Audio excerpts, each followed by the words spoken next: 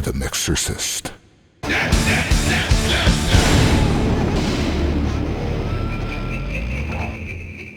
Hey everybody, welcome to the Mixorcist. Hey guys, how's it going? Welcome. How you doing, EB? Good, man. You know, it's been a while. Been checking out the horror movies and all of that stuff, of course. What have you been watching? What have I been watching? I have been watching a bunch of different things. I think even, before we get into what I watched, there's probably something that we've got to discuss. And that is Army of the Dead.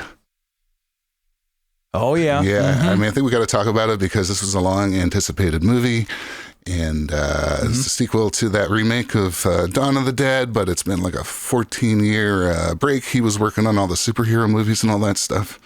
And a lot of people didn't like this film. And yeah, I was going to watch it and someone said, don't do it. Someone said, don't do it.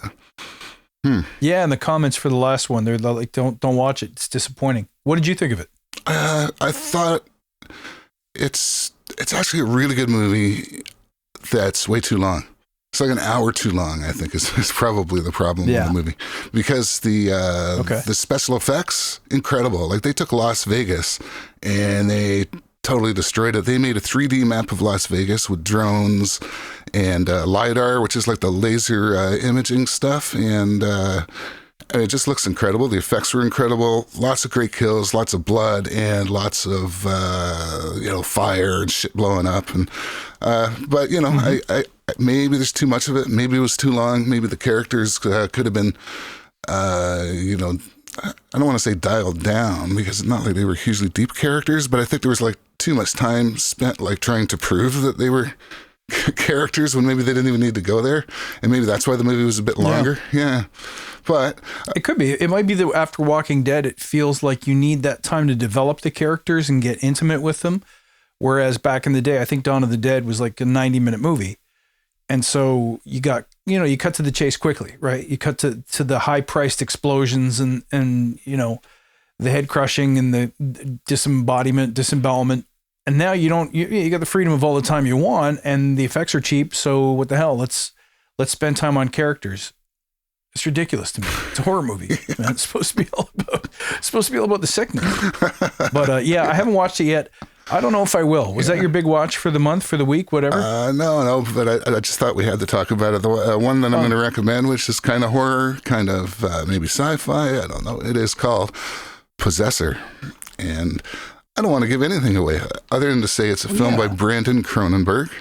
And it does have a bit of that Cronenberg vibe to it, even though it's Brandon. And it's a thoughtful film. It does have some good kills and some reasonable blood and stuff. And I think it's well worth the watch. Also, I believe it's Canadian, a lot of Canadians shooting around Toronto and that sort of stuff. So, yeah. That's always nice, eh? See a little bit of the hometown. Yeah. How about you, man? Well, first of all, I'm looking forward to, here in Canada, things are just starting to potentially reopen. So you and I have got tickets to see The Priest in Hamilton, Ontario. Oh, yeah. So if any of you metalheads are going to come out to the Hamilton show, it's in November, but I'm super looking forward to doing that with you, dude.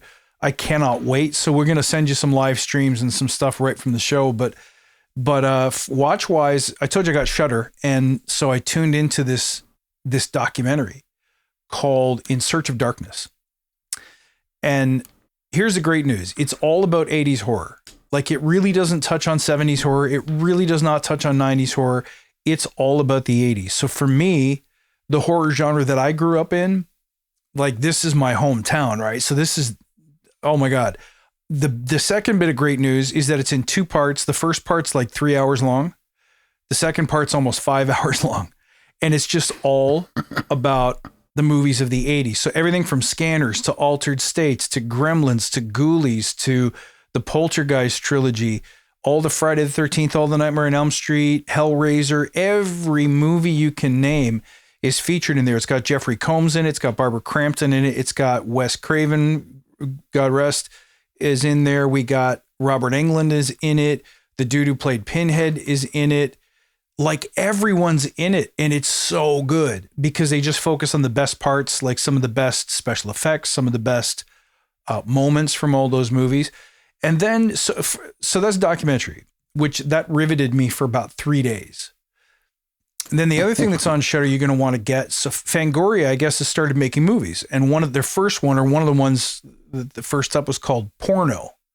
So I'm like, fine, I'll watch it. It's about a bunch of kids who are all like straight edge, like they got the X's on their wrists and all that. And they're stuck in a haunted kind of demonic movie theater, and they're locked in there for the night. And so they meet all these demons and they discover all these old ritual movies or whatever. So it's not at all what the title implies, but I'm watching it and I'm thinking, this is Fango. Like, where's the gore?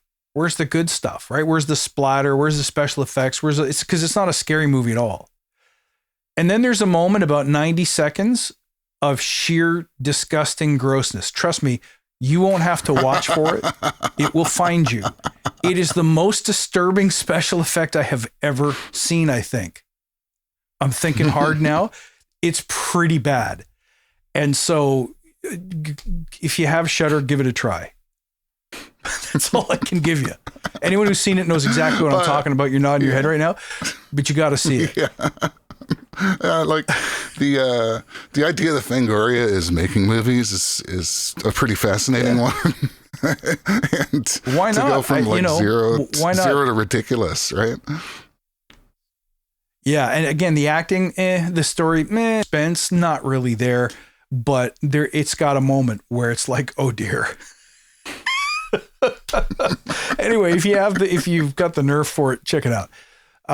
Okay, so anyway, we got some new releases though. We're a little bit behind schedule, but we got some stuff to look at. It took us a little while off the gate here, but Acustica Audio, again, we're great for the Acustica stuff. We love them, and this does not disappoint. This is a new suite of plugins, and it's called Brown, and it is based on a military theme, and I guess that stems from the fact that some of this gear was originally used in the U.S. military. Going back, some of it as early as the 30s and the 40s and the 50s. I think most of the gear is sampled here. As you can see, there's 4 plugins. There's a channel strip, which will give you your EQ, your compressor, and your preamps. It's got 3 EQs to choose from, and I believe that they're based on the Electrodyne stuff and Quad 8 stuff. Some people may know that Electrodyne made a lot of their Quad 8 stuff in the early days. Mm-hmm. And the compressor, the word on the street is that it's a Federal AM864U tube compressor, very old and pillowy, great sound. Federal being, of course, the name of the company. But I'll see if I can pull that up now. And no, I've got the EQs there. So that's the EQ plugin. And here is the compressor. It's just a beautiful thing, too. I ran some vocals through it. I ran some music through it. It's got that fat sound. And finally, you get the preamps. And the preamps are based on console. You can see that on the bottom, there's the slider there. That's a particular console where they captured 24 of the preamps. So, the Acustica trick where you can run through your tracks and give it like 1, 2, 3, 4. Or, you can listen through subtleties and just pick out the one that's a little brighter. Yep. Or you couple that with some analysis if you're a real nerd. But yeah, I really enjoyed this. I've got a mix up here that I can try to get going here. How do I do that? Let's see. Here's my screen. I've got a mix. I'm just going to play the tune. I went heavy and kind of heavy metal, but just to get the military theme locked in there. So let's play that. There we go. See what happens, and it'll just show you the various instances.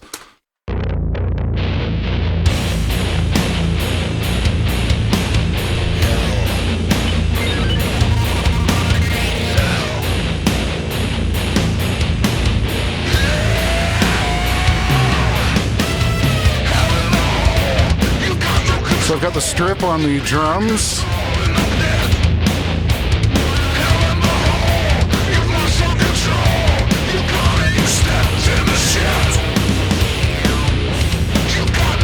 Got the strips on the guitars.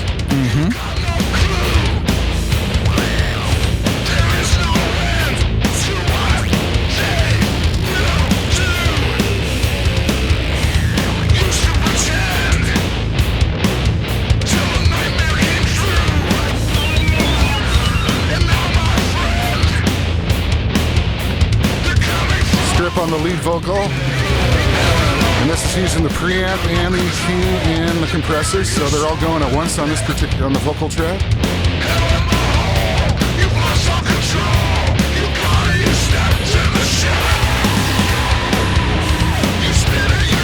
And I've got the EQ in the whole mix. Not using the preamp though, just a bit of frequency shaping.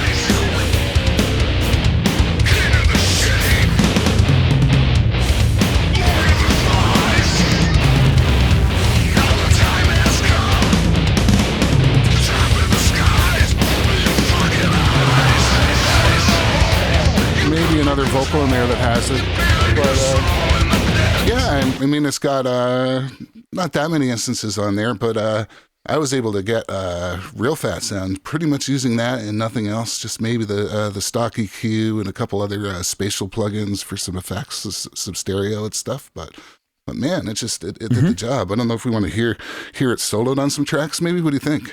Let's do it.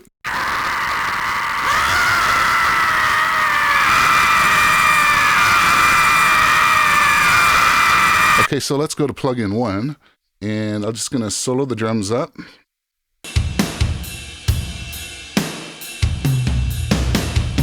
That's with it on. Quite a bit of the preamp added, some top end, some low end, and some top end. Top end is a shelf, but the shelf's really low, like down at 1.8 kilohertz. But let's hear it on now, and then I'm going to turn it off. You'll hear when it goes off.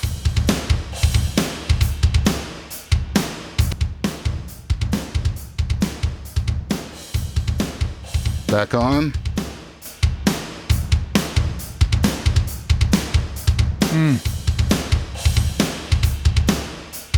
So, I mean, I don't know your impressions of that and what you think, but I think it's just adding a lot of fatness and presence. The compressor especially I thought was helpful. Yep.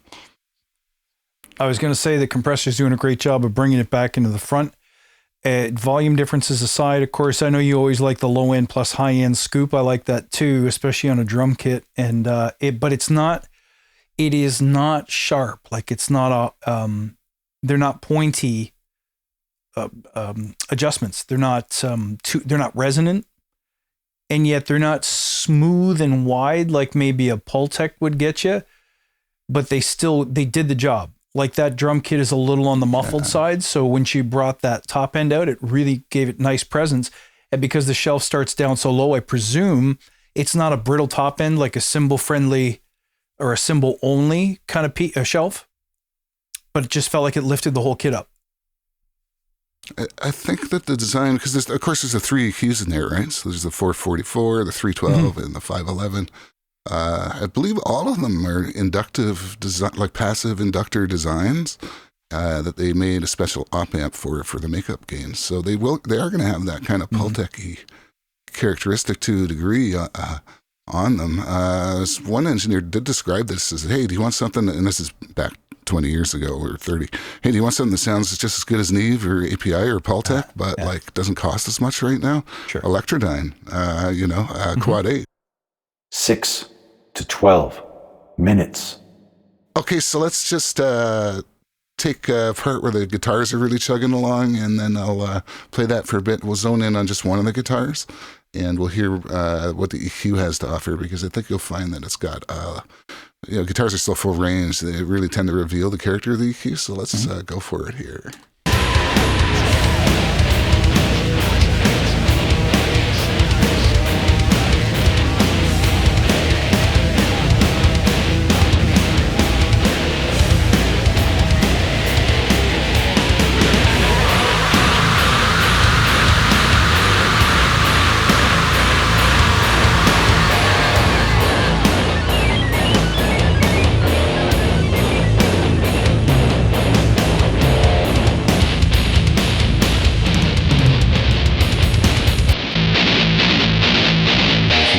Changes in it.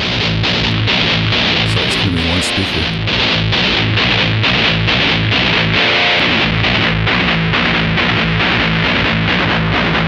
Let's try the other one, the other EQ model.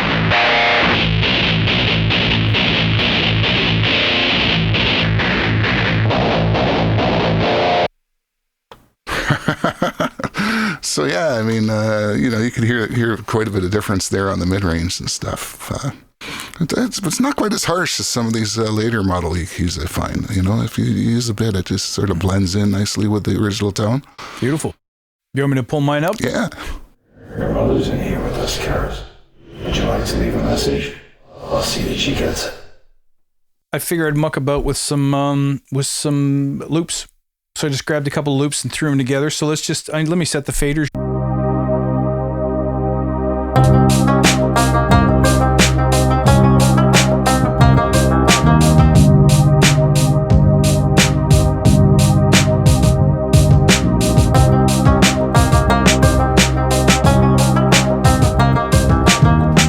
So pretty simple. I mean, reasonably okay balance, but let's dig in. Let's get Brown working on that drum kit. So first thing I thought we'd try is let's get the compressor engaged.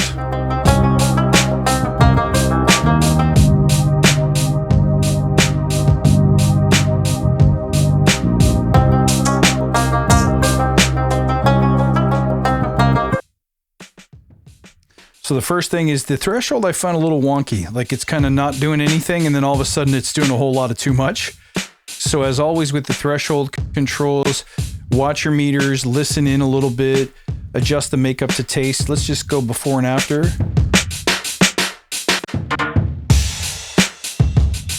Sorry about the latency there, guys. Let's just take a moment though, listen to the custom preamps for a moment. Watch the difference between, like, let's start with number 3. Just have a listen and watch. I'm going to slide it up to custom number 11 in the middle of the track. So just have a listen, watch my moves. Listen to 11 now. Listen to the top end. Also, the bottom end just kind of disappears. Let's go back to 3.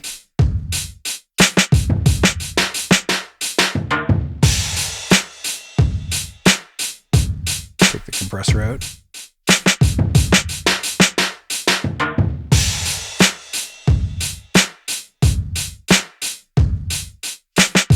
So there's a pretty good difference between some of the, especially the custom preamps. I don't know how you found the line preamps, whether there were big differences, but there's a totally different mojo on some of these. So let's re-engage the compressor. Let's just listen to the different compressor modes. I found C3 was maybe the most exciting for drums. Let's go with a faster attack and a really fast release. Let's go with a ratio above 4. And let's just listen to what it can do to the drum kit while I adjust some knobs here.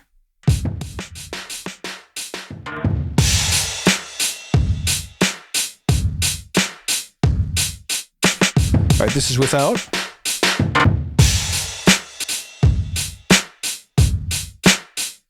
With. We got to start the loop over. While we do that, let's switch to model C2. This one's fixed attack and release. So if you don't love what it's doing, you can't really use it, but let's check out C3 because it brings back the attack and release controls. And I thought this one did a nice job of really smacking up and dirtying up the sound a little bit.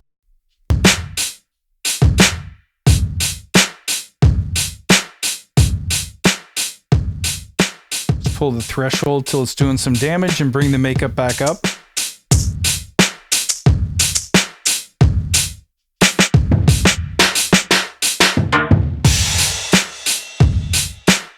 Out.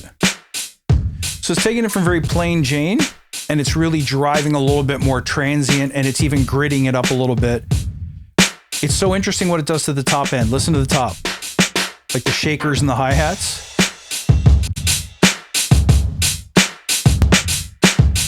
There's almost like a crystally sound happening in the top end there with that C3 compressor. So I kind of dug it. I thought, let's go with that.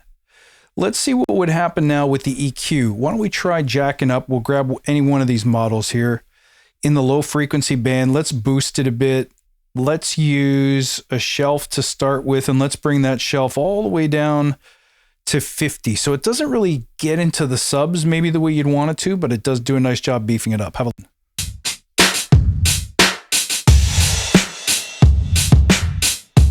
See what it's doing with the compressor? Oh, wow. Nice. I feel like even though that release is pretty fast, it's not a very steep slope in terms of bringing the sound back. So it's really blossoming or blooming out that bottom end that in the bass drum, there's like a hollowness or a tubiness to it. And it's really stretching that out and elongating it. So let's listen without and then with. It's without. With.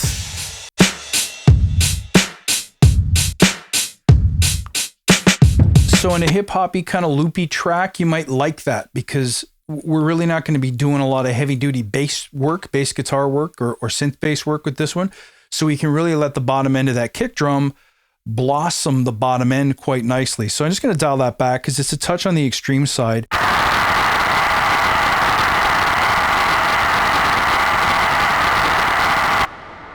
Let's try the high mid frequency and let's see what happens at around 1.5.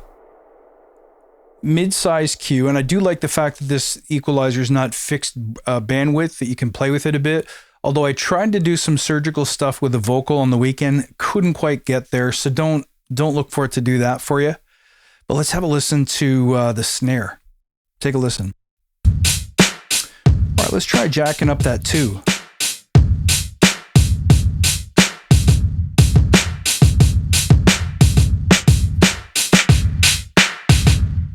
That's a little too high. Let's go to 1.5. Maybe go a little broader. All right, let me play it for you without let me play the drums without the plugin and then with, just in the context of the whole mix. This is without.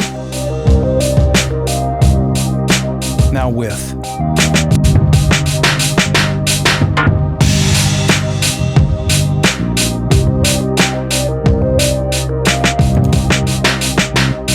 Without.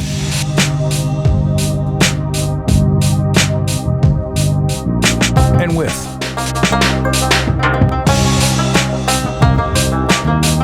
I think you'll agree that it really makes the drum kit all slippery and slidey, like one continuous sound rather than being a bunch of beats. So if that's what you're looking for, this compressor does a nice job of doing it. And I kind of dig the EQ curves. When I think of a 3K boost in a Pultec curve, I hear something different than what I'm hearing here. I hear something get nicer, right? And more accentuated. But in this EQ, I hear things get a little dirtier. I don't always hear it's almost like it's a little crystalline or a little gravelly or something. There's something not 100% the way I like it. But again, if you ran it through an analyzer, maybe you'd see something completely different. Let's take the pad in the background, just as an example, so that we can hear what the high-end curve sounds like. So let's just play it again. Let's go to the beginning. Let me choose the custom preamps one more time. And again, look for a difference between number 3 and number 11. Listen to the bottom end. Let's introduce the high-pass filter at 100. Without. And let's put the plug-in back in.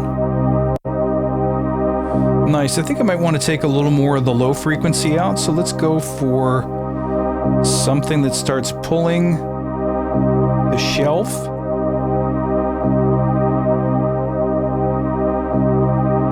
There we go. So that's even too much pull. So let's just change that a little bit.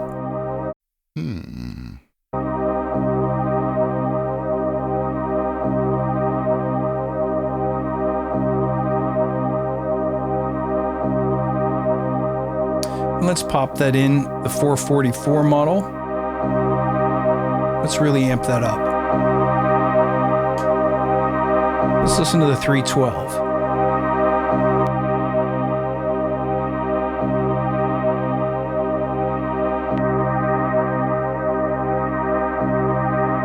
It's not really pound for pound because these are different frequency detents and you can't go in between. You have to go right on the mark. So it's 1.5, or I can't see what that is. Might be 5K at the bottom. Yeah. Let's stick with the 444. Oh, wow. even more than the guitars, I think this keyboard pad is just really revealing the character of the EQ.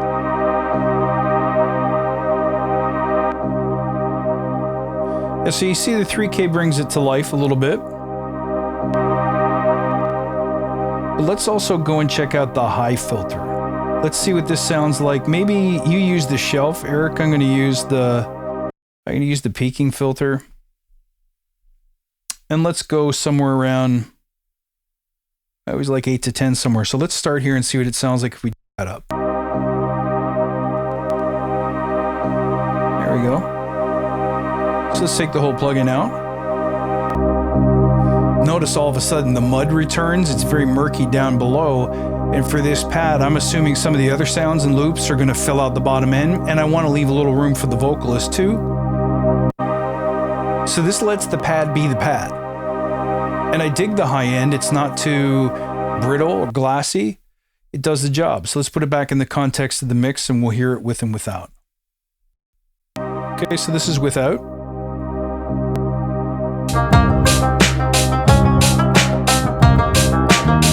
Let's throw it in. I'm not loving that mid all of a sudden, so let me get rid of it. Without, so listen to the pad. Too dark. In. It's starting to get a little bit of its color back. I kind of like that. Let's listen to that Eastern sounding riffage there. Let's take a listen to this. Let's put some nice mid-range on that sample. So I'm going to go for the, I don't know, let's just see what sounds good.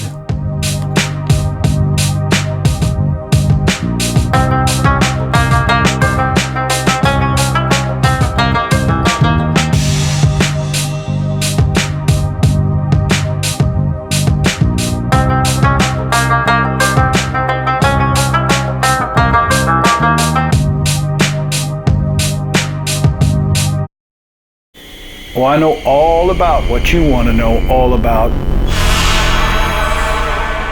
Let's have a listen with and without. So we'll start without. So it's just sitting in the background, maybe even sitting there too politely. Let's bring it out midway. Sorry about the volume difference and the latency there. Let's listen to it with.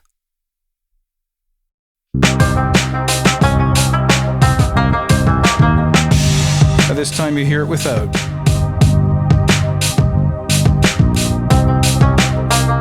Too subdued, like there's something going on, but it wants to be a bit stronger. Listen now with.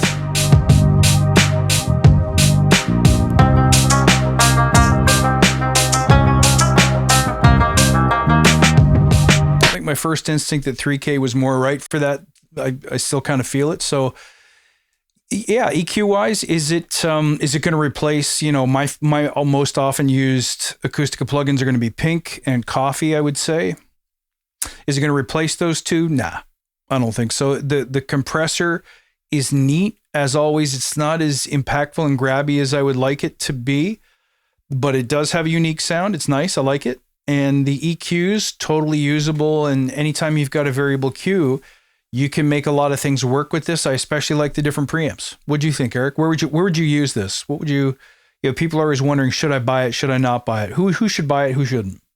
Well, I mean, I think if you're a fan of the older sounds and you can't get enough of the Neve and the Pultec sound and the API, this is, I think, another flavor that you could add to it that would... It can be surprising at sometimes. I think because of its passive nature, it lends itself to very natural and broad strokes. Although, of course, with the Pultec curves, it will get narrow as you push them, right? So now, what I didn't show, and I probably won't bother, but I did have an EQ on my entire mix during my examples, and I put an instance of the Brown EQ on there just to see how it would do, and I think that's when I finally decided that the 314 is my favorite of the three. I don't know which one it's modeled on, because when I put that on the entire mix, I was able to set a high shelf and a low shelf, and that's all I did. And just a little bump for the highs, a little bump for the lows. And man, I was like, okay, I can actually use this on a full track. I could master with it. Would it be my top pick? I don't know. I didn't shoot it out against other plugins. I'm guessing there might be some other stuff, especially in the Acustica line, that might be more suited to that. But hey, it actually did work. You heard the results, for yourself. So I think that you could use it for that. I think for tracking, obviously, it's going to give you weight. It's going to give you girth. That compressor is wonderful. It's smooth. It gives you that pillowy, old-time kind of thing that not a lot of compressors do, So, yeah, happy with it. It smears out the drums in a way I was really happy with. I'd say you get this when you want something different. You want it to sound intentionally different than any other mix you've done or what most other people do. This may not be your bread and butter EQ compressor plugin or channel strip, but it would be workable if you were looking for a more antiquated sound or something where, a lot of the guesswork is taken out because the detents are there. When you play with the 312, I think you didn't have as many choices. You pick this or you pick this, and either you like the sound of it or you don't, and try to make some musical choices with it. I think that's where it would really shine. So if you're looking for something to put in your collection, not to take over your 1073 clone, your Pultec clone, and your API clone, et cetera, I felt like this would be good to do something different and imaginative. It's almost as much of an effect as it is a tone shaper. That's a great descriptor. Definitely, I would say it's a character piece. I guess it's the same way of saying it. That it would give you for sure. Just that little bend and the saturation. The saturation I find is quite nice. I didn't play with the preamp on its own.